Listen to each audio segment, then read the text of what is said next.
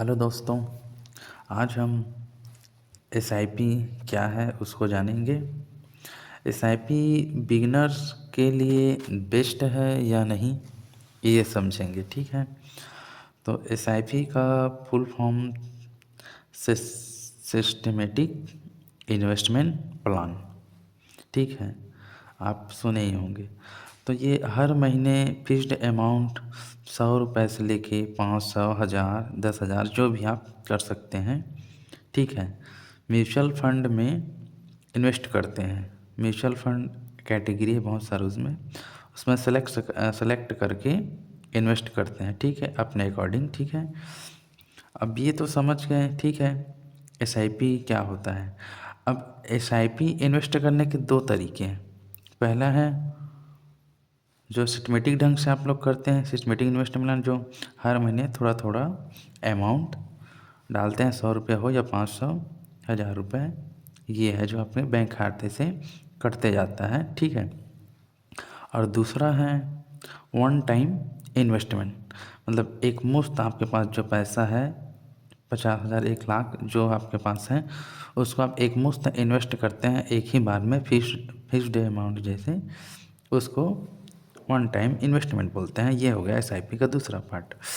अब ठीक है, अब आगे बढ़ते हैं। जो एसआईपी का प्रोसेस कैसे चलता है, सरल शब्दों में समझते हैं। ठीक है, ये हर मंथ 100 रुपये या 500 या 1000 रुपये से स्टार्ट कर सकते हैं। ठीक है, सिस्टमेटिक ढंग से ये हो गया। फिर इसको हम 5 साल से 10 साल तक करते हैं। ठीक है, आप 1 साल के लिए भी कर सकते हैं, लेकिन 1 साल में टैक्स कटेगा, आप उसको निकालेंगे तो। लेकिन 10 साल से ऊपर करेंगे, 10-20 साल में, तो इसमें अच्छा प्रॉफिट मिलता है। ठीक है, फिर आता है ये पैसा, इसमें धीरे धीरे ग्रो करता है, मतलब जो पैसा आप डालें वो धीरे धीरे ग्रो करेगा। फिर आता है इसमें इंटरेस्ट रेट, मतलब इंटरेस्ट रेट अन्य इन्वेस्ट से बहुत ज़्यादा मिलता है, मतलब दूसरे में करेंगे उससे बहुत ज़्यादा मिलता है। ठीक है, और ये क्या है, कंपाउंडिंग। ठीक है, कंपाउंडिंग मतलब interest rate, compounding interest rate में रहता है, मतलब चक्रवृद्धि ब्याज मिलता है। मतलब ये है कि आपका जो ब्याज जो है नेक्स्ट मंथ से या नेक्स्ट ईयर से वो मूलधन हो जाता है, मूलधन के ऊपर फिर ब्याज बनता है, वही चक्रवृद्धि ब्याज है। ठीक है, फिर आ जाता है इसमें, तो समझ गया कैसे काम करता है। अब इसमें आता है मेन, एसआईपी कैसे काम करता है। तो एसआईपी शेयर मार्केट के ऊपर बेस रहता है, स्टॉक मार्केट के ऊपर बेस रहता है। तो चलिए इसको मैं समझाता हूँ, एसआईपी कैसे काम करता है। मार्केट के ऊपर हो, मार्केट ऊपर जाता है तो वहाँ पे कम यूनिट मिलता है। ठीक है, और मार्केट नीचे जाता हो तो वहाँ पे ज़्यादा यूनिट मिलता है। मतलब ये है दोस्तों, जिस फंड में जिस म्यूचुअल फंड को आप सेलेक्ट किए हैं, जो अलग अलग टाइप के हैं, तो आप जिस फंड में जिस कंपनी का लिए हैं, अगर उसका मार्केट ऊपर गया है, मतलब महंगा हुआ है, तो वहाँ पे कम यूनिट आपको मिलेगा। और अगर मार्केट नीचे, जो कंपनी आप लिए हैं उसका वो नीचे जाता है, तो आपके ज़्यादा यूनिट मिलता है। मतलब यह है, यहाँ पे गिरते समय आपको प्रॉफिट होता है ज़्यादा, मतलब ज़्यादा यूनिट मिलता है। इसी को रुपीस कॉस्ट एवरेजिंग भी बोलते हैं। ठीक है, मैं इसको एग्जाम्पल के थ्रू आपको समझाता हूँ, थोड़ा सा लोकल भाषा में। ठीक है, जैसे मान लीजिए अभी मार्केट में जो टमाटर का केजी चल रहा है, किलो चल रहा है 50 रुपये। ठीक है, तो 50 रुपये में आपको 1 किलो मिलेगा। तो 1 किलो में जो भी टमाटर का क्वांटिटी यूनिट रहेगा, पीस रहेगा, उसको समझ लीजिए, तो उसमें कम पीस आएगा।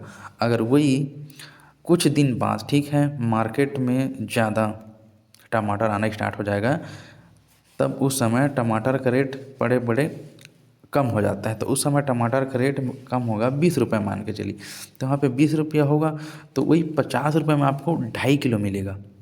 तो उसमें क्या मिलेगा, आपको क्वांटिटी मिला, ठीक, मतलब पीस ज़्यादा मिला, और उसमें 50 रुपये में 1 किलो लेते थे।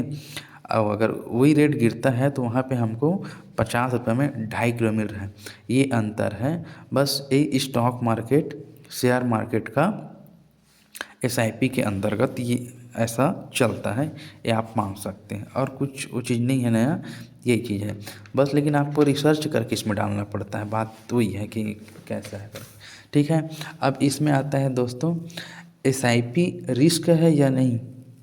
ये भी आदमी सोचते हैं कि SIP रिस्क है या नहीं, तो रिस्क तो है, तो कैसे उसको भी समझा देते हैं, ठीक है। पहला, शॉर्ट टर्म में लॉस हो सकता है, बोल रहा हूँ ना, इसलिए आप SIP को लॉन्ग टर्म या लॉन्ग टाइम तक इन्वेस्ट करें, जैसे 5 से 10 साल या 10 से 25 साल के लिए बेस्ट है, लॉन्ग टाइम के लिए, ठीक है दोस्तों। अब इसमें फिर आगे जानेंगे। अब लोग बोलेंगे SIP किसके लिए बेस्ट है, SIP किसके लिए बेस्ट है, ये भी क्वेश्चन है। तो मैं बता देता हूँ दोस्तों कि इसके जॉब वाले भी कर सकते हैं, बिजनेसमैन भी कर सकते हैं, बिजनेसमैन तो करते ही करते हैं, ठीक है। फिर आता है स्टूडेंट लोग को भी करना चाहिए, अपना पॉकेट मनी से 100 रुपये, 200, 300 जो भी आपका बचता है उसको इन्वेस्ट कीजिए, ठीक है। अब आता है हाउस वाइफ भी कर सकते हैं, जो महिला रहती हैं घर में वो भी कर सकती हैं, अपना थोड़ा पैसा 100-200 जो बचा के अपने गहना खरीदने के लिए या कुछ भी करने के लिए ये हो सकता है, ठीक है। और एक और इसमें इम्पोर्टेंट समझ सकते हैं, अगर करना चाहेंगे तो रिटायरमेंट प्लानिंग के लिए भी ये अच्छा या बेस्ट मान सकते हैं आप। रिटायरमेंट प्लानिंग के लिए मतलब ये है कि आपके पास पैसा अच्छा आ रहा है, तो आपका 1000 या 1500 हर मंथली आप 30-35 साल के लिए करते जाइए, बहुत पैसा हो जाएगा दोस्तों।